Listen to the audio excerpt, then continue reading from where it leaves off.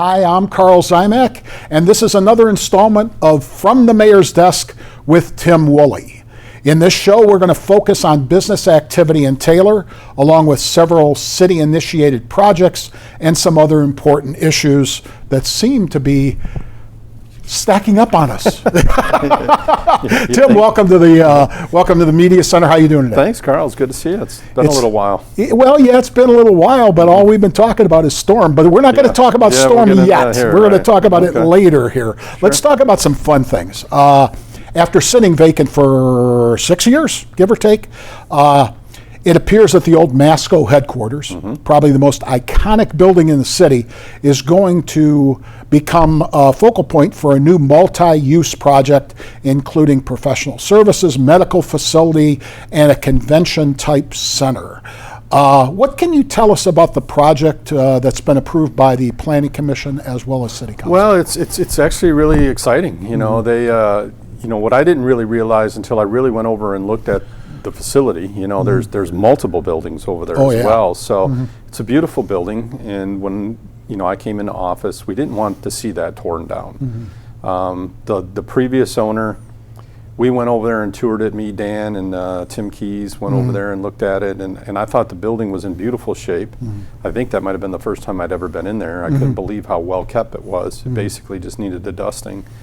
And at that time, they were pitching tearing it down and making it a trucking facility. Just what you wanted to hear. And well, I made it very clear. I said, absolutely not. That's not going to happen. I said, if you want to tear it down, that's up to you, but it's not going to be a trucking facility. You have a neighborhood there, you have a neighborhood there, and so luckily that kind of, So I got a call from somebody at Wayne County, reached out to me and said, hey, would you mind if I shared your number with somebody? They want to talk to you about potentially the old Masco building. And I said, sure.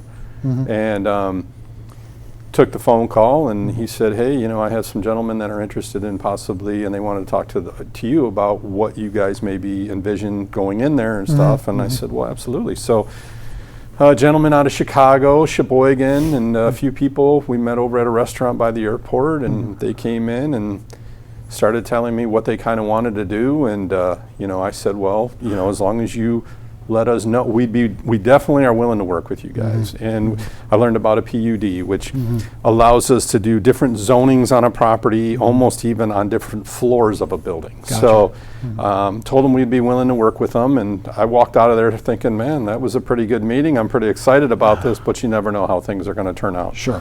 Well, the phone kept ringing, and so I told Dan and Laura and said, hey, I think this is possibly going to happen.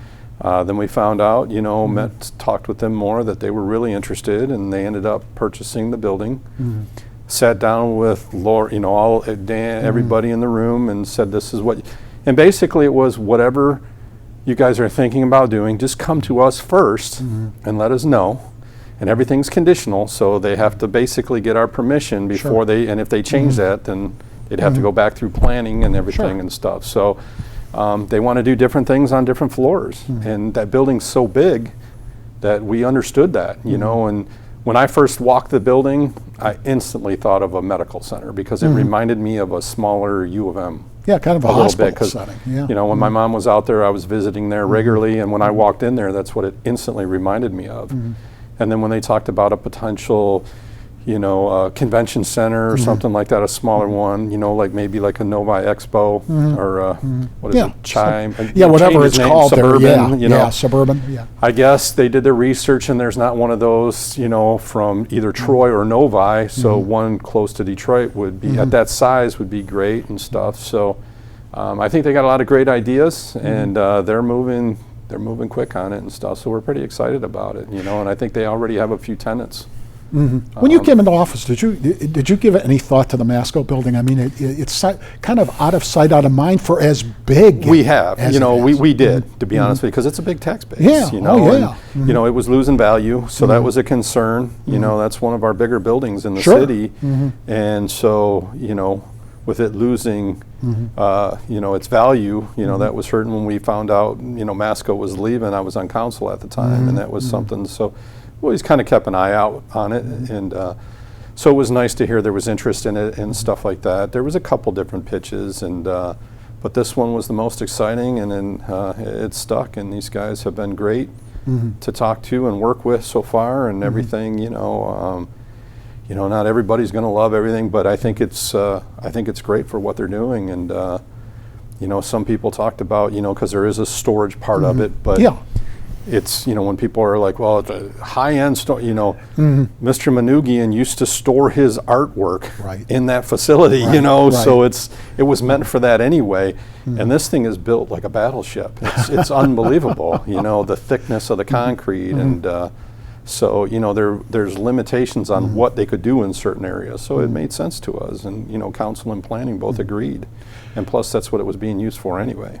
Get any feedback from residents? Because I know you've always been concerned, no matter what the project has been, about that particular area, because it is tricky, because you have really strong housing on each side. Well, the main thing was we were glad to hear they want to keep the landscaping. The convention center, we talked about parking and stuff. Between me and you and maybe all those that are watching, we're hoping that maybe leads into them because they didn't purchase the Kmart building. So talking with them, I thought, well, hey, if you're going to do that there, the Kmart would be great for maybe a hotel and additional parking for that. And they were actually pretty, they're like, that's a pretty good idea, everything. And I'm like, that'd be great, and stuff. So of course I'm trying to spend their money, and so, I mean, that's a possibility in a couple of years. They said, the people that own Masco used to own Masco and the Kmart facility. They still own that Kmart facility. I think they still have a lease with Ford for a couple of years to do the parking there if they choose. But, absolutely, we keep in mind of those residents. They did pitch, they want to put a sign on 94. So, but they have to go through the state and DNR and things like that to get, but I definitely want to see how it's going to affect the neighbors that live right by that area where they want to put it. So, well, the architectural drawing is impressive. Yeah, it's a beautiful sign, but I want to see, how much light it's kicking out. If it's going to, if I live over there, I don't want that thing, blowing in my front window and stuff. So where they position it, how tall, and all that stuff. So that's going to be a tough one. So it's hardly, everything's hardly done on this thing. It's just started. Absolutely. Okay, well, let's talk about another development, and that's the development or redevelopment of the Eureka Telegraph area. Got a Raising Cane's going into the Walgreens. You've got a second Kroger, bigger Kroger, even, coming in with a lot of different ramifications, including to party and things like that. Talk at that.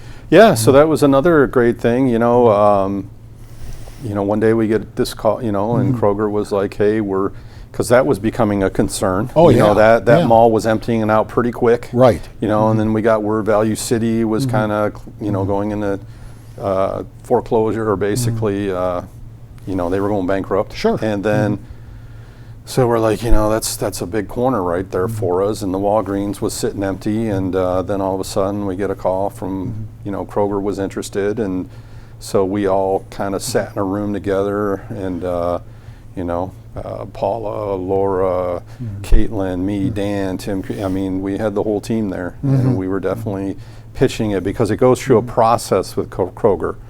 Like they go by region, and then they pitch their areas and locations and all that stuff. So we were glad that that place got chosen, and they took out the old, what was it, Michael's?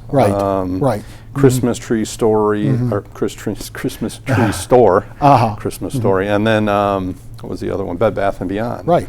So, and they're busting over there right now. I rode by there today, and I'm like, man, they're really cooking, So we worked with them, sat down, and that's been a really good relationship as well. They're like, hey, is there any way we could get maybe some demolition? Well, we're waiting, and we said, sure, we'll work with you in any way possible, and so. They're doing. They're really. I think they want to be open by the end of the year. I know some people. They actually put some in the drawings. I think they left some area for like potential outlot locations for maybe a restaurant or a store or something like that, because it's a big parking lot. To be honest with you, once all the construction and everything clears up down there, and I know it's been a long time, and people get frustrated with it. It's been nuts. But the reality is, they're going to be finished with those bridges, and things are going to get back to normal. And that is a really visible corner. Yeah, and we do know that somebody is going into the old Value City building. I just can't say who yet. Gotcha. I think I know too, but I'm not going to say it. Sworn to secrecy. What about Raising Cane's? I'm very excited. That was, there was some potential issues there with a company that we're going to be talking about later. But we're going to be the first city downriver to get one. And, there was some issues with the electrical lines. Okay. We wanted everything on Eureka to start going underground. Okay. That was not, another company didn't want it to do that way, but it was affecting their drive-through and everything. Okay. And so, I handle everything privately, Carl. Yeah. I'm talking about it now, but right. I see there's people out there, where's Wooly? He's not doing this, he doesn't do that. You know me. I'm on the phone and exactly. I do things, I feel privately, professionally, and all that stuff. I made it very clear that if I was to lose the title of being the first city downriver, to lose, lose that title of being right. the first city, there was going to be issues. So you weren't going to be happy. They worked it out to where they're going to run the wires all the way around the property line or whatever, to where it won't affect their entrance or their drive-through, because the wires were going to run right over the entrance where you can't walk in or out of a building with electrical wires, and then or through the drive-through with the wires going over. So long story, but either way, finally got it all worked out. And Raising Cane's, I did see they did submit all their stuff, and I think they're just working on their Wayne County water permit right now, for their water discharge, like gotcha. Those. Yep. So, well, it's amazing. I think by the time everything is finished in that corridor there, it's really going to be pretty impressive. Oh, it's going to be, and touching on what you said earlier, thank God, Kroger's putting a gas station as well. Right, near the fire station. Yeah, right behind the fire station, and they even agreed to put in a road that's going to connect that mall area to that Pardee that will get people to a light to get people in and out of there, because anybody that goes to either that mall or to Famous Dave's, it's really hard to make a left. Right. And I wouldn't recommend anybody doing it. So that road will now get you over to a light, which makes it much easier to make a left if you want to go west on Eureka Road. Yeah, and if you're connecting all the way down to Pardee, that really takes you away from all of the other stuff that's going on there, which is I don't know if it's Pardee. It's I don't think it is. It's the one just on the back side of that mall there. I'm thinking Pardee is one. I think it is Pardee. Is it Pardee? Yeah, I think because I was looking at their graphics, and I think it's the one that is it the one that takes you out by Myers? But I think it's not that one. I think it's the one just before that. I can't think of the name of the street. Well, either way, it's going to give you to an a road option. with a light. Yeah, exactly.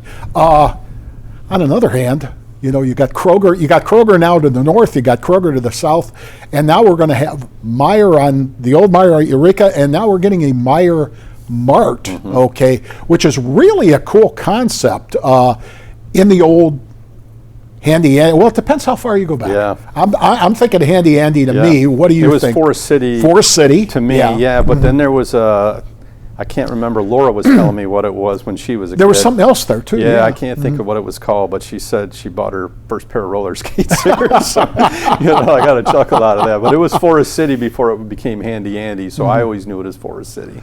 Well, I think Taylor residents are getting a reputation for eating, because there's a lot of places coming in. We got Aldi's, we got two Krogers, we got two Meijers. I can't talk, and you look at me. Well, I'm not far behind you. Yeah, it was kind of funny. I was doing a radio interview for WJR, and he actually made a mistake, and he says, hey, I hear Taylor's getting a new Myers.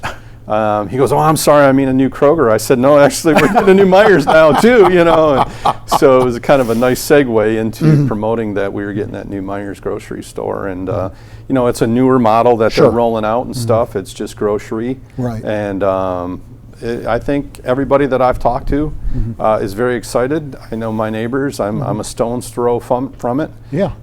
Talk to all my neighbors and everybody. We're always a little nervous about, traffic on the street a little bit, just like anybody else, but we thought it was a good fit, and so I think everybody in that my neighborhood that lives by there has all been pretty excited about it. It's really kind of cool. I was reading about the philosophy behind that concept, and it's kind of like, small has gone big, and now big is trying to go small again. And they're giving their general managers at these particular locations a lot of leeway in their purchasing. Really? Okay. Because they're really leaning heavily toward, produce from the area. So you're Meijer's looking at been good pure at that. Michigan. Yeah, they have been good. And Kroger has too. Yeah. And see, I think it's all depending on what people want, to where if I'm going grocery shopping, I want the grocery store. I don't want the big. Right. Where some people like the big, and I don't like the two, I guess it, depends on what you want, Well, I know when I found out about it, I know Kaylee Guffey, who works here, she just gave me a double take and said, hey, I get to walk to my grocery store. Yeah, we could too. Yeah, absolutely. Which is just fine. And the other Sheetz location, which is moving very quickly. Yeah, I think they're starting to bring, I noticed they just completed all the asphalt, so I think all the surfaces are down, so I think they're going to, I wouldn't be surprised if they're just going to start stocking the store here. I think That's fantastic. I think they wanted to be open by the end of this month. Which is fantastic for that whole area. Jumps a little bit because it's not far away from Walmart, it's not far away from the Dairy Queen, all of those places up there. When you look at it now, and you've got that going in there, and Hook and Reel is there too. They get a good crowd, and believe it, me and Amy keep talking about it.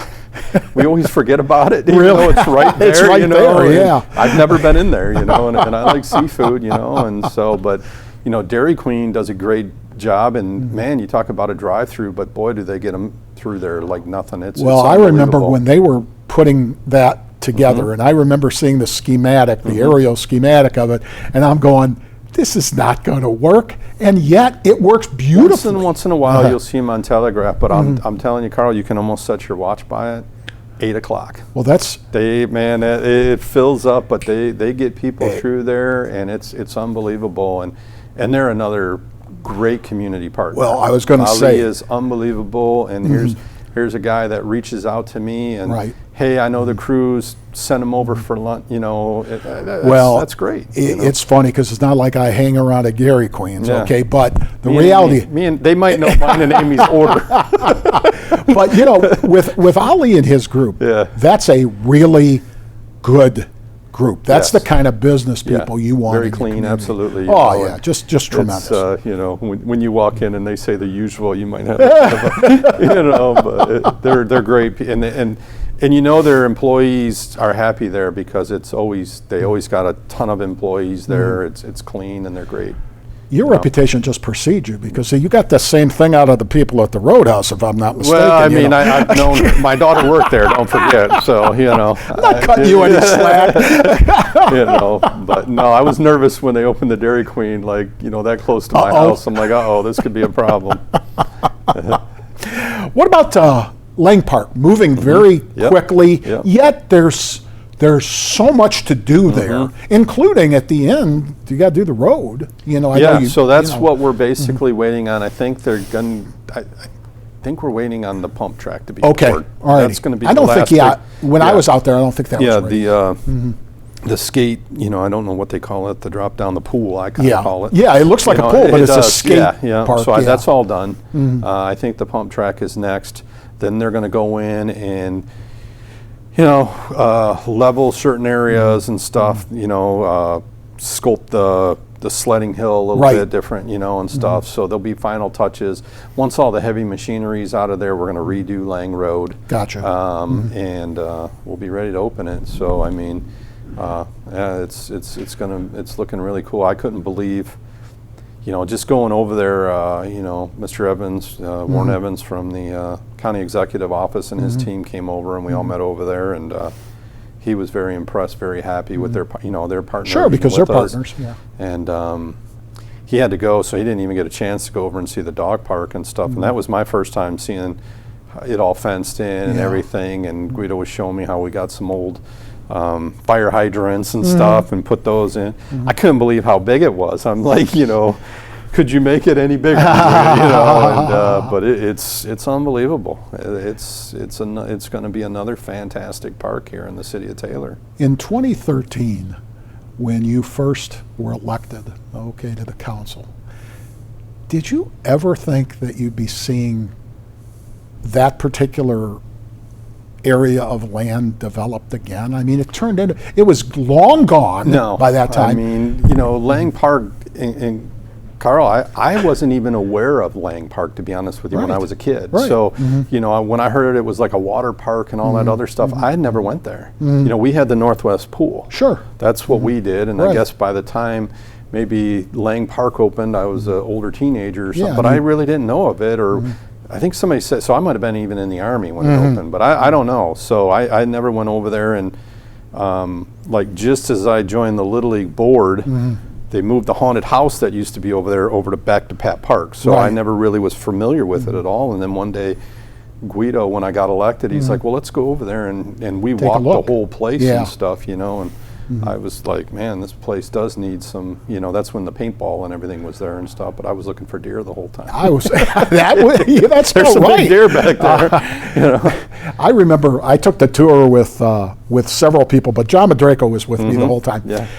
And John knew everything about Lang Park. Yeah. And he's the Dodgem cars used to be here, and the amphitheater was right here, and if we go around this corner where this tree is, this was here. And it was really kind of comical. Yeah, we had the Northwest Pool, and then we would ride our bikes up to Midway. Sure. For the gold carts, but I had never really been there, so it was, but to see what it's becoming, and that was just,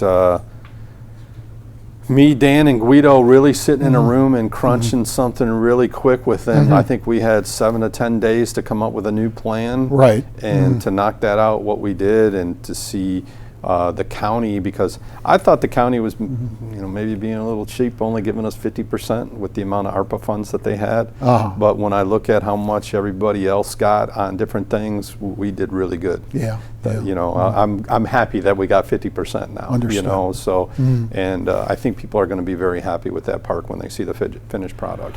Tim, when do you think? I mean, realistically, when do you think it's going to open? I mean, we've had several different dates. I mean, I was hoping for like July, August, but I'm thinking maybe end of August. Maybe more headed toward the fall. I don't know. I was kind of. I don't know why the pump track hasn't been poured yet, to be honest with you, but Guido's got so much on his plate. Well, he does. I'll give my shout out early. Between Summer Festival, we got we got some big things coming at Heritage Park still, and then we got pickleball. So he's got he's had a lot on his plate and stuff. So, but yeah, I think maybe, I don't know. We'll see how quick it goes, but. I would love to see it happen in August, but it might be September. Okay, alrighty. Speaking of pickleball, those courts going in at Heritage Park. Okay, I know there was a little bit of a delay. Yeah, we had a crack. There was a crack in the court, and they had to instantly redo said, no, that. we want a whole new, So. Right, but even better than that, huge new playscape that's going just to the south. It's going to connect with the old playscape, and they're going to refurbish that, and this is a biggie. So many residents, when they talk about playscapes and kids, they constantly refer to Heritage Park. And it's funny because that's probably the oldest one we have, compared with the others. Got to be excited about that, because that really kind of makes everything come together. So many kids at Heritage Park. Carl, when I was on council, it was something that I used to talk to, CDBG about, and I used to talk to Rick about it, and I said, because, I hate to say, but my kids, I didn't have any, but I have friends and family, a lot that have, disabilities, and I love the fact, I want to see kids to be able to play together. Sure. And I don't want to see, this group have to play over here and this group over. So it was always something that I wanted to do, even when I was on council. So, when we'd talk about CDBG spending funds, and it's like, well, what can we do here? Can we get the swings that, and stuff? So when I came in, that was something that I was focusing on, you know, and I had a couple priorities that I wanted to get, and that was definitely one of them, but we had to get the funds to do it. So when we did Lang Park, there's definitely a lot of those features, but not all the ones, because I knew we were going to do this. And I think Lang Park will definitely compete with Heritage Park, but Heritage Park is our diamond. Sure. And I want it to continue to be our diamond, you know, and I think this park it will touch everyone. Right.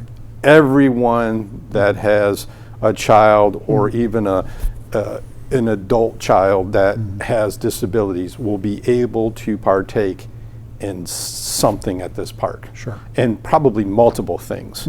So we're kind of focusing on Lang Park right now, and once we get that, we're really going to blow this up. But people are going to start seeing work being done right after the Junior League World Series. Well, when you look at Heritage Park, I mean, there was a lot of heavy lifting that was done at the beginning, okay, and it set up what the park is now. But a lot of those, you almost can describe them as little things, but they're not little things. You came in, the very first thing you were always on, light the trails. And when you lit the just trails, light the back of the park up a little bit, man. Well, when you lit the trails, though, yeah. it really changes the whole park at night. I mean, it really makes a gigantic difference. And then you look at pickleball, which is very, very popular. You look at the playscape, because you have so many kids at the park, and I mean every 11-year-old that's playing soccer or baseball at the park has probably a 5-year-old brother or sister whose mom is looking to, where can I take this kid, and well, when we met with we met with all these different groups that came in and pitched ideas and stuff, and many of them have actually kids and people with these disabilities, whether they're in a chair, and some can get in a chair, some can't, and stuff. They work for these companies. Sure. And some have just like kids that come in and test their stuff, and it's awesome, man. It was, watching these videos was incredible. So we learned so much about just each one's needs and requirements, learning about, kids that can get out of chairs and kids that can't, and stuff, and kids that can get out of chairs can transition onto it, and they love to climb, but they need that little resting spot, or something. So you'll see that at Lang Park and stuff, but there's also kids that can't get out of chairs, and that's on the lower end of, but still, I want them to be able to partake, and they make things where kids can play with, kids in chairs can play with kids that are not in chairs, and they make equipment, and it's pretty cool. I don't want to give too much away right now, but it's going to be awesome. But I'm sure somebody, I think it's going to be absolutely incredible. And I do talk to people that have those children and stuff that are my friends and family, and I try to get their feedback, because I even ask them about, like, hey, I don't even know how to say things, and they say, Tim, as long as your heart's in the right place. They can't even keep up with the lingo anymore, and stuff. So. Oh my goodness! I'm very excited. This has been, when it comes to weather and Michigan, this has been one of those. It's either hotter than the 80s or it's colder than that. We recently have replaced HVAC systems in a lot of these buildings, and talk about a time that makes it tough when you don't have air in these buildings, because you can't open the windows, you can't do a lot of things.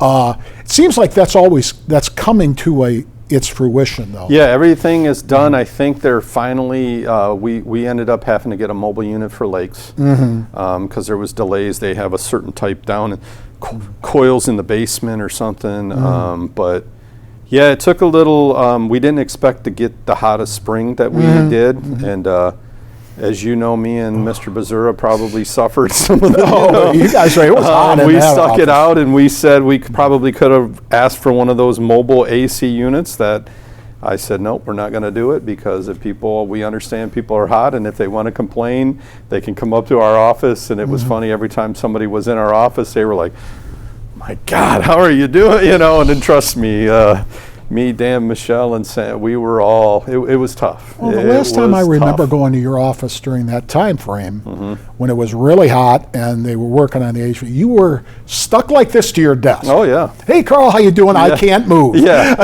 or if I was on my computer and I'd lean up and I'd have paper stuck to my arm. It was brutal, and it's kind of funny now because me and Dan don't want to say anything, but sometimes we're actually cold. freezing over there right now. You got to watch what you ask for. It's well, amid all these tough. projects and improvements, we've had major renovations to the course at the Lakes of Taylor, and now they're moving over to Meadows. Have you been out there? Have you seen? I have not. Okay. So there's been multiple times that I wanted to go over and see, the work that's been done, but it seems like every time I get a little free time to think about it, it starts raining, or something. So I've heard it's beautiful. Everybody that I have been out to Meadows, but there hasn't been any work being done. That course looks great, but I have not been out on lakes. So. But I hear everybody that I know that's been out since it's been reopened so far, all so the good. way has been good. It was tough, when we did the 9 holes. There wasn't. We thought more people would maybe golf the 9, Right. So that was a little tough. And then the fact that we were it was so hot in the building, people weren't going in and eating and stuff. So it was kind of. But we wanted to time it to where, hey, let's get this done at one point, and. Sure. It was tough, and it was tough on those guys, and there was, I'll tell you, this spring was warm. And, well, it was warm, and a lot of people in some of these buildings. I know police were struggling. There was a couple of times I called Guido, like, I don't know how much longer I can do this, buddy. Where we at, and stuff. So, but I think lakes should be. I don't know if they're actually running fully on their own area, but we did have to bring in a separate unit for that. Let's go on to Priority Waste. Now that's our city's curbside service provider for trash, compost, bulk. Recently made the news for everything that they didn't want to make the news for. Sure. A lot of struggles. Various cities had them. We've had them here with them keeping up with the job that they're employed to do. Led to some major changes with the company. I know just in the past couple weeks, you had them in here and had what you termed as a really good, frank conversation with them. What can you tell the residents about where is this going with Priority Waste? Because we did sign a 10-year contract with them. We're 3 years in, something like that. Yep. That saved a lot of money from the tax dollars viewpoint. But now you have, this issue. There's issues, so. Not many times do you see a company remove their CEO. No, that didn't happen very basically the guy that founded the company. Right.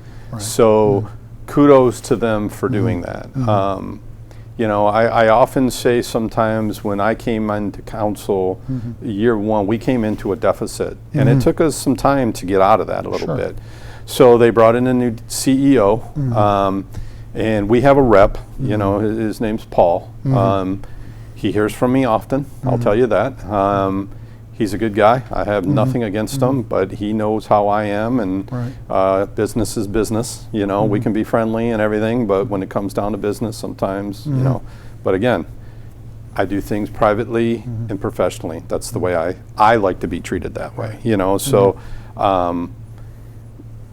he explained to me what was going on because the company that took over, a little bit of a hedge fund company type thing, made us a little nervous, like, uh-oh, what's going on here and stuff. Right. The fact that they invested a ton of money, I think it was like $100 million, that made us breathe a lot easier, that, okay, they're in for the long haul. The thing that I really liked hearing, Paul's a garbage guy. He had his own garbage company and stuff. This guy was part of a garbage company. His dad founded so he grew up in the business. He knows, and just from meeting with Paul, and actually I'm having a meeting with the new CEO, I think in the next couple weeks or something like that, to meet him and stuff. So I feel they're definitely on the right track. They're actually doing pretty well. On average, I think they're maybe a day behind on compost, sometimes 2 days. One of the issues is compost requires throwers. They need people behind, and that's becoming harder and harder to hire. You know, people don't want to do that job, you know. They're getting new trucks, you know, and there's a lot of things these new trucks can do, which is going to help them, saves them time and money. I think, you know, they were talking about like the arm actually tracks. It's going to help us track things and stuff. So I definitely feel like they're on the right track. We're working with them, but we're also letting them know that, hey, you know, we're on it. Sure. You know, I don't, Carl, you have a job to do. Me and you talk about things. Right. When you know, we'll get into this maybe more with the storm, but when there's things to be put out, when there's things to be discussed, I reach out to you. Sure. And I have you do it. You know, that's your job. I can talk sometimes, once in a while, I will do it, you know, but there's times that I don't. I don't feel the need that I need to stick a camera in my own face and talk about this and rah, rah, rah, rah, rah, rah, rah. I'm not doing that. And you know why I'm not doing that? Because I'm not running for any other position. Right. Ever again. Yeah, okay. You know, I don't want to seek any higher position or anything like that. So I'm content on being the mayor of Taylor. And when I need to call somebody and let them know I'm not happy about something, I promise you I'm doing it. And you know I'm doing it. You know, so these people that, you know, want to get on there and where's Wooly? Where I'm right here. Yeah. I'm right here. I'm right here all the time. Right. You know, so I got it. You know, so. Well, you know, where do you know, you've been around the block with these waste haulers a little bit now. Yeah. Okay. Started with Midwest Sanitation, which was our carrier when I first got here 13 years ago. We both came in. Then went to GFL. Then it went to Rizzo. Oh, Rizzo, yeah. Then it went to GFL. And we had to remove. Right. And we had to remove GFL, you know. We have to be careful. Exactly. We won't talk too much about that. Yeah. And then we went to Priority Waste. And it seems like, you know, the big, whoever gets to the top of the mountain eats everything else around them, you know. Who are you going to turn to? Well, that's the other concern. You know, Carl, I mean, that's the other thing. You have to see, you know, I don't think a lot of people realize that there's not a whole lot out there. Right. You know, waste management is very, they don't even bid on it. Republic's basically gone on household pickup. Right. You know, I think they only do roll-off, and I think they're even almost getting out of that a little bit.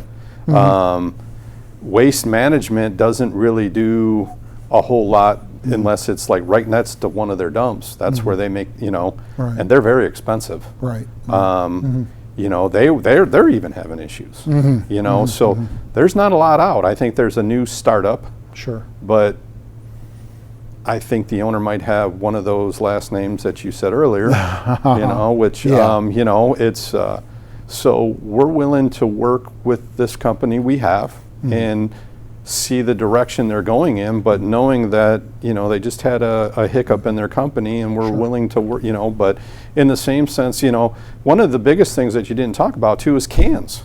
You know, that was a big issue, you know, and we're addressing that, you know, and like, hey, where are we at on that and stuff, and so we were really happy with, you know, where we got, and we're seeing if that comes to fruition, because if it doesn't, then, you know, I think that was one of the issues that maybe led to the change, because a lot of people, including us, we're getting cans,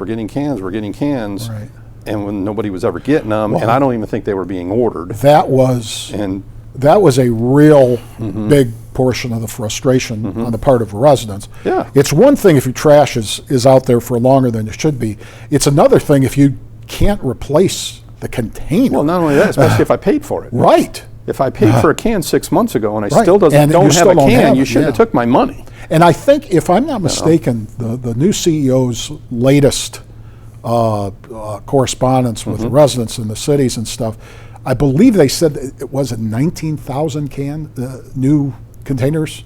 I think they ordered that many, and those aren't that cheap. This next batch, I believe, you know, we were told, because there's still people waiting, you know. This would catch them up, I think. We're hoping that, it gets caught up and stuff. But, you know, it was, you know, there was quite a few issues there and stuff. So, you know, we're working with them, but we're also letting them know, you know, hey, you know, But I think the difference too is, and maybe I've been told this too, the way you handle things might work in your favor as well. In your favor at times, yeah. Because I think going publicly bashing somebody and doing some, do you think that's going to get them to pick your trash up? See, because some people think that. Yeah. Some people think if I go on social media, the squeaky wheel is going to, and you know as well as me, that it don't work with me. If you go on social media and you rip me apart all day long, that's not going to get me. You're going to. There's other people already waiting that have gone through the process, so that you can go on and talk bad about me or the city. We're not going to now. If it's a legit something, but you're not going to go to the head of the line because you're talking bad about me. Right. That's just part of Hey, there's people that have done it properly and that are waiting. So, there's a process. Well, I think when you're associated with these companies, and again, I don't get to make the call on this, okay? But when you are associated with these companies, you do develop a partnership, okay? A professional acquaintance, whatever you want to call. Some people would call it friendship. It's not really friendship. No, there's relationship. There's a relationship. But there's also business. Yeah, exactly. Hey. And, I know that the council and the city has covered its behind here because despite the fact you have a 10-year contract, you can get out of that contract at almost any period of time. That said, I don't think anybody in their right mind wants to switch providers just to switch providers, okay? My opinion is give them an opportunity to get the thing right, and let's see how it goes. Well, if you remember when we did do that the last time, it was unbelievably not even comparison to what we're going through right now. Right. So there was a big difference, and there's frustration, I get it, and stuff like that, but they're also going through changes in their company, and I think it's for the better. Right. And hopefully this will all be just part of the past, when we move on. I'm skipped the question here. Junior League World Series is coming up in Taylor, August the 9th through the 16th. At the same time in Heritage Park, the Wall That Heals, a 3/4 size replica of the Vietnam Memorial, will be on display on the northern part of the park near the soccer fields. And that will be going on from August the 13th through the 16th. You're a veteran, you're a sponsor. This sounds like an exciting time in Taylor history. Yeah, I'm always excited for the World Series, but to be able to bring that wall here this year is absolutely incredible. And we did, at first we thought it would be great to be able to combine the two as well, because we're going to have a lot of people going through Heritage Park, and to have this there, people from all over, not just Taylor, I think are going to come see this. Dennis Schlimmer. Yeah, I kind of messed it up, but he was responsible for getting that to come here. He created a group of volunteers that are heading it up. I know we're always looking for volunteers. Angie Winton is heading that up, our former councilwoman. You can find her on social media. She's always posting, because there has to be somebody at that wall 24/7, the entire time it's here. So we're looking for volunteers to kind of help set it up, to help break it down when it's ready to go. I think they're looking for motorcycles are going to bring it in, once it gets to the Michigan border, I think, and stuff. So I think it's going to be incredible. I mean, we're already, Dan, being the director of the Junior League World Series, we're going to have the teams come over and check it out, in between games and stuff. And so I think it's going to be a great addition to that park, during that time. And we're making, we're going to have golf carts there for people that might not be able to make it over there as well. There's going to be parking, there's going to be signs lit up, everything, but that is going to be a 24/7, people can go there, and you can actually set up tours as well, like if you want to bring a group of kids or something like that. So we're looking for people that will do tours as well and stuff like that. So I'm hoping to do some of that, like I told Angie, I said, I'm sorry, but I'm not going to be able to commit to anything until we get right close, which she totally understands, but I'm looking forward to seeing it. I know, they're also going to have like a projection room, like for people that aren't on there, but if, I think Angie's dad's going to be on there, Kimber and Michelle's dad will both be in there, that lost their lives because of Agent Orange, and stuff, and so there's going to be like a reel in I think a little trailer or something that will show, those, and I think it's going to be a great thing, and I'm looking forward to it. I'm glad you mentioned Schlimmer, because he's going to be on with us in a couple of days, and we were going to do a preview for Destination Downriver, in addition to our cable network. He deserves a lot of kudos. He's not the type of guy who goes for. He doesn't strike me as the type of guy who's looking to make a name for himself or anything. No, but his story is interesting because he's not a veteran. No, I think he did it. His dad. Dad's a veteran. He did it for his dad. Yeah, it's a good story. And it's really kind of a good story. Yeah. It's what it's all about. Yeah, and Carl, you see so much of that, and that's what makes me. As a vet, I can tell you, when I was the president of Victory Gym and just being part of VAW, because you got auxiliaries and stuff, that even people that, Charlie Johnson with the museum, his dad was a vet. There's people that just aren't veterans, but they do so much for veterans. Mayor McCray to Romulus with Foundation 14 and stuff. There's, when I was in Mecca, I saw Gary Sinise talk. Just that man's story. Whoa. He's an interesting guy. The things that man has done for veterans, it's unbelievable, and it's just, there's so many people out there that are either just trying to honor a family member or something that they may have never served, but to me, that's incredible, and to me, you might not have the title, but you're an honorary, in my opinion. It's amazing how that goes sometime, how it develops sometime, and I get it that somebody like Tom Hanks is on maybe a little different level than what we're talking about.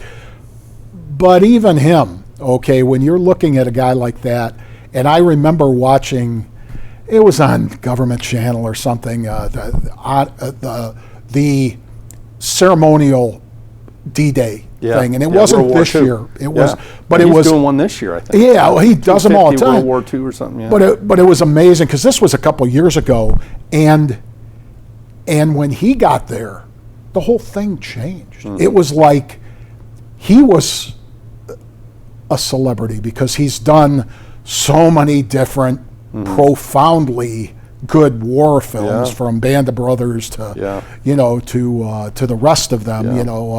It's really kind of amazing how it draws you in, from everywhere. That's really pretty cool. Leslie, let's take a look back at the Taylor Summer Festival. We just had that a week and a half ago. Seemed really successful. June the 25th through the 28th. Tremendous fireworks show. I mean, just amazing. Sponsored by J&T Crova. Concerts by country star Chase Rice, along with Zach John King and the Family Tradition. A rock concert with Eve Under Fire, along with Daniel Harrison and the $2 Highway, and local talent Dave Fio. Did we have any significant problems? I know we had worries about Saturday. We had one little teenager fight thing, and we made a, we were showing that we weren't playing. We had multiple cop cars over there and threw them in the back of the car and got them out of there, and I was happy with everything. I mean, everything was great. I would have liked to seen maybe a few more people, especially on Friday night, but talking with some people, I think this whole teen takeover definitely hurt a little bit, which is sad. It really is. I thought that, I'm not a big country, you've heard me say that, but I thought that was a solid lineup. The shows were great. I thought they were, I watched them and stuff. Got to meet the guys. They were all super cool. Chase Rice was really cool. He brought his dog with him, and I was... that Zach John King was really cool. I enjoyed him. I think my wife's got a little crush on him now. Really enjoyed his show and stuff. But and then the Family Tradition Band, those guys are super great. They've played here before, and they're always willing to. I talk to those guys on a regular basis, and stuff. So I thought it was a great night, and I really enjoyed it. We had a good turnout. I was just hoping, maybe expecting a few more people there. And Saturday night was awesome. It was unfortunate, Bad Flower had to cancel on us, so we kind of had to scramble.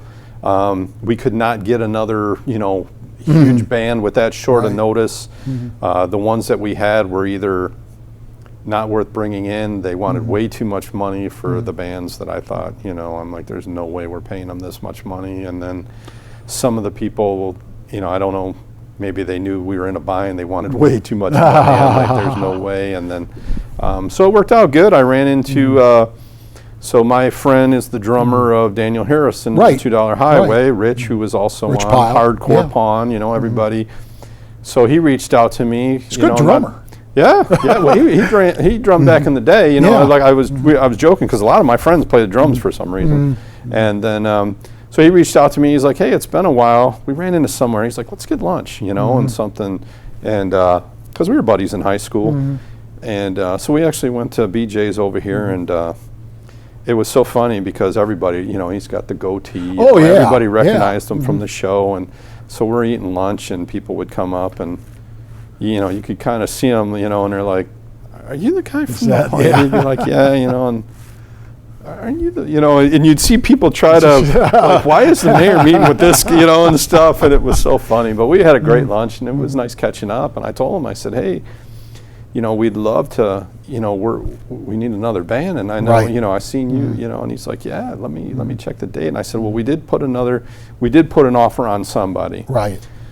But their bass player was out of town or something, and I'm thinking, man, don't you have a that's the way it's gone or this something, year, or something. So at that point, I said, hey, would you guys be willing to play, And the only thing we knew is like Rich's band is kind of like country-esque, but they play a bunch of different things, and then. So, because we ended up having to go with like the hometown crowd again, because Eva's right here in Taylor, which is awesome. Sure. Amanda and Rob, they're great people, man, and just nice as can be.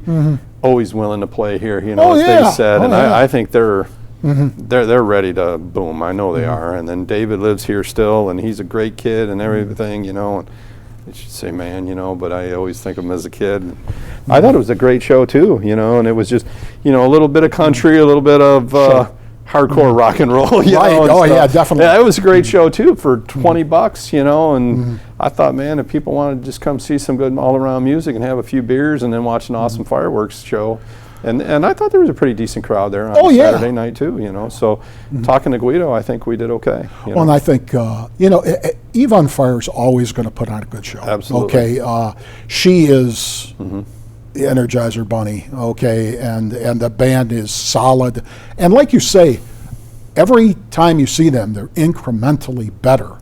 What I love about them too is the whole time, like when David was playing, right? And they're there. Rob and Amanda, or people call her Eva, but they're out, talking with people in the crowd and everything. People are like, hey, is there any chance I'm like, she's over here. She's right there. Go meet her, She's they never wanted changed. to meet her, and I'm like, she's out here in the crowd, and she's stuff. never changed. Yeah, and they're awesome, all, and they go out and talk with everybody. But I thought it was cool. Night one too, which Chase Rice and Zach and all them guys coming out to the, and signing autographs and talking with people and. Tierra gave Chase Rice that bandana for his dog, and then he brought his dog out and it had the bandana on it, so she got a nice plug out of that, So. Well, I will tell you this. Daniel Harrison can sing. He can. And that whole act, I'll tell you, and I've heard them all for the last 13 years, and some have been really out of sight, and some have been not as good as you thought maybe they would be. But we've had our share of really, really good. That Daniel Harrison and that band, which is like almost a show band, they've got bongos going, they got all kind of stuff. But he's got a great voice. It was funny because, who was it? I can't remember. I think it was Kyle from the Family Tradition band. He said, hey, have you seen Daniel Harrison? I said, no, but my buddy Rich is the drummer. He goes, he took 2 years off. He goes, you're going to be impressed. Oh, and he goes, that guy can sing. He can really sing. It might have been, I can't remember, but anyway, somebody they were like, you're going to be impressed. That guy can sing, And he reminded me of a cross almost between Charlie Daniels and Hank Williams Jr. It came off that way. And I'm like, like, just when him coming out, and to see them do a country version of Metallica, I was blown away by that because it was so funny. Amanda from Eva was walking by, and they started out with like Masters of Puppets, and I'm like, how are they going to do this in country? And then they went into a Sad But True, and she looked at me and she's like, this is good. And I'm like, yeah, this is good. And, we kind of had a little bit of chuckle, and I was impressed by them. They were really good. Yeah, I was very impressed. and it's funny. And David, boy, that boy's got the pipes, man. Well, he really does. And the whole band is just really good. I mean, you sit back and you can watch any portion of the band at any time and get a show out of it. Well, it was funny because I was walking through and David Fio was doing his warm-up. And, I grew up on Motown, man. I love, Aretha, Smokey, all them guys. And he was doing something. And, I mean, he made the hair on my arm stand up, man. And he finished up and I started clapping. And he's like, thanks, Mayor, and I'm like, dude, you got my, you got it. You got it. Keep working, Well, Tim, the funny thing, and I know because you've been behind the scenes, but it is funny because these people, they aren't above interacting. Oh, no, not at all. At all. No. You want this done, you want that done. You want to just talk about how they're doing or whatever. It's fascinating how accommodating they are. Once it was funny because once Bad Flower backed out, David's like, hey, Mayor, I'm here if you need me. He texted me, and I'm like, hey, hold on, buddy. You might be hearing from me soon. Well, it was even cool because we do those meet and greets, and we had that one young lady who brought her bachelorette party of 15 and got dressed up like Eva, and Eva said, I'll meet with them, and she was when I told her, I was in the back and they come walking up, and I saw Rob first, and he's like, he was telling me, and then Amanda come walking over, and I said, hey, if you guys don't mind, I said, there's a bachelorette party that's going to be here, and the lady that's getting married, her second date was your concert, and she's like, oh, that's awesome. She's like, so she was like all into it, and stuff, and they're just great people, and like I said, the fact that they go out and hang out and talk to everybody and stuff, and I'm sitting on the picnic table when Kyle pulled up from the Family Tradition band. He's like, man, what do you do, and stuff. So they're all very cool people, and even Chase Rice was very down to earth, and so was Zach John King. Yeah, they were all very accommodating. Yeah, very accommodating. I've never had any issues with it. Some of their managers can be a little. Well, I don't hardly ever deal with them, to be honest with you. I'm just walking back and forth and stuff. That's Peter's job, and. But I will say I never really had a bad situation with any of them or whatever. I did have a band member kind of bark at me one time, and I'm like, easy, dude, just like. But it happens. Yeah, it does happen. It was just, You brought up a good point, though. A shout out to Peter Kite. Yeah. What a job he's done in 2 years with that stage production and those lights. If people haven't been to our summer festival in the last couple of years, definitely make the next one, because Peter, he's got a touch with lighting, with sound, with everything. Well, I think like if you paid at the door, because the lady from 95.5 was there. I can't think of her name. Yeah, but she's like, to have Chase Rice and Zach John King and the Family Tradition Band, and I think we were charging $40. Right. She goes to get in this, and that's for a seat. Oh yeah. She's like, but you're 10 feet away from these people. Oh right. She's like, you can't. She goes, that's $150 ticket all day long. In some places it's $200. Right. And she goes, and that's way out in 100, 200 yards away. I hear you. And she's like, this is unbelievable, and stuff. So it's like, it's just a matter of people.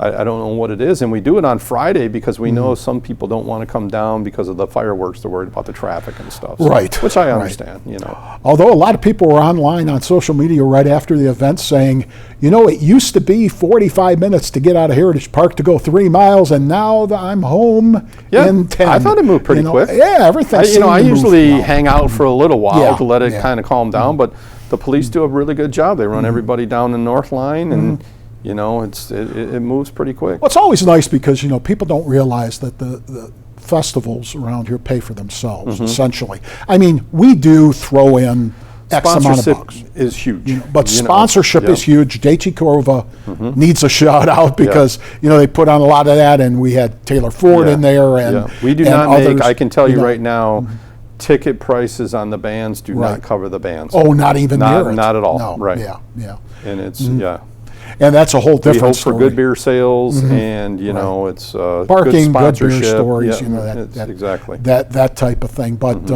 but it was and it was a great day. Yeah. So both days. that's fantastic. Well, Tim, hey, I think we've gotten through another episode here. Okay. Yeah. But we're not going to wait another whatever. Yeah. We'll do one maybe next month or something. Well, let's just touch on the storms real quick. Like we talked. Did I skip through that? Let's. No, that's okay. Let's. Crews are going to be going through the neighborhoods, right? Picking up limbs, but they got to be out at the curb. We're not going in anybody's backyard or any of that stuff. We're not going to sweep and rake up all the leaves that are there and stuff. We're going to grab the limbs and stuff. We're going to try to get to them as soon as we can. We're going to try to kind of maintain with the pickup, the trash pickup, but depending on how much stuff is out there, we may not be able to keep up with that and stuff like that. So I know we put that out there, but we just want to talk about it too and let everybody know that our crews will be doing that to help. DPW really emphasized hey, look, we know you're out there, be patient. Okay, we're going to be coming through, but it's not going to be just picked up in in a day, that kind of thing. And I think they will get to it. And we also have through next week, we have the compost center. You can drop off your stuff for free if you want to take it there. You don't have to, that kind of thing. DTE seems to have a handle on, we're doing this show on Tuesday after the storm, and they're down to, I believe, 1% now of power outages, but that's a whole different thing. And Tim, you guys don't at the local level. You really don't have a lot of leverage. No, I have a representative. We have a DTE, and and I'm not afraid to say it. I am not a fan of DTE. I think they're a monopoly. Right. But they're also these are people that are state legislators. They dictate whether or not they get to raise their rates. In my opinion, DTE gets to. They make, hundreds of millions, if not billion-dollar profits, and then they say we need to hike our rates up because we got infrastructure problems. Well, wait a minute, that's what you should be using your profits for. You would think. That's the issue that I have. So I encourage everybody to look and see who is on those committees, because they're subcommittees that are appointed by the governor, and see who's on there, and start reaching out to them and tell them stop doing these. Stop giving them the right to raise our rates. I don't like paying these rates. I pay them just like everybody else. In the same sense, the state of Michigan has a lot of trees, and I know some people are not going to like hearing this, but as well as I do, every time we cut a tree down, we got people that are throwing a fit. Right. So that's part of the issue too, but it's DTE's responsibility. They hire companies. It's been probably almost 2 decades since I had a company come through my backyard and trim the tree. And when they did, 12 inches. Yeah. Hey, do you guys, if I give you a little money, you think nope, 12 inches. Really? That lasted, a year? Yeah. So, I got my issues too, and I voiced my concerns to them, and I'm not happy that we have residents that are still out. But again, I let them know, but what are they going to do? Yeah. I could make a Facebook video. I could get a petition signing, but what are they going to do? They're going to look at it and... Well, the reality is you have to, like you just said, the people who control this situation have to have a come to Jesus meeting here, okay? They just can't hand them all the cards on every hand. They just can't do that, okay? It doesn't work that way. It has to stop. We're paying a lot of money for electricity. Don't get me wrong, I'm grateful that I can walk in my house and flick a light switch and have light and press a button and have either air conditioning and heating, and stuff, but in the same sense, it gets to a point where, okay, when's enough? You keep charging us this, you're making, record amounts of profit, but yet you keep hitting us up to fix your product. Right. When you're making these profits, it's not. It doesn't make sense to me. Did you read the piece that Christy McGuire put out there? I did. It was very well put out, Yeah, you know, and you could Chrissy, you could I was feel very the impressed, you could feel absolutely. the heat of the anger. There's a lady who her and her husband have 4 local places. They've got all those people. They're all dependent on you or me or somebody else out there walking through their door so they can feed them or get them a beer or whatever they need, and all of that network. All of the girls that walk up to your table, all of the, you know, everybody making the food, the food itself. Okay? Well, they're doing a GoFundMe because there's a gentleman, I know he's associated with the Little League football here. You know, he was just getting ready to open his barbecue business and lost like thousands of dollars worth of meat. Was that the one that lost $8,000? Yes. Yes. Yeah, Okay. they're doing a GoFundMe for Right. him, you know. Right. So I know Chrissy and Jay well, and Right. Chrissy doesn't, you know, I give her kudos for that. Oh, because, yeah. And here's what, you know, she wasn't bashing the workers because the workers are working their tail off. And Exactly. actually her daughter's boyfriend works for the company that she's talking about. He's a lineman. Right. And he's working 7 days a week right now and stuff. Right. And, you know, one of the issues was what we experienced. It was a holiday weekend. Oh, yeah. You know, so Yeah. they have a lot of, I think they had a lot of people on vacation. I do want to give a shout out to those that, you know, I Came had in. animal control. Oh, yeah. I had, you know, Parks and Rec. Right. You know, working in our DPW and on the water crews, we had 7 water main breaks and stuff. So, I mean, I understood people were on vacation and they couldn't make it in and stuff. So, I mean, there's no ill will there, but I appreciate those that did come in and work in different departments. And kudos to Guido and Johnny that said, hey, all of our parks and our buildings, everything's good that can wait till Monday. So anybody that's available can go work in DPW or There you water go. if they need it, Yeah, you know, there or you if they go. want to and stuff. So, yeah, it was nice, you know. And, well, hopefully, somewhere along the way, some of this is going to improve. Because it really needs to. This is a problematic area. And it doesn't help that, and I think I can say this accurately, in Taylor, we're in a bad portion of their grid. It just is. It is what it is. You know, and that's the thing. It's just, it's like, okay, everybody barks now and then it just goes away. Right. And I mean, we saw that in Romulus with the well and everything. It just needs to continue to be.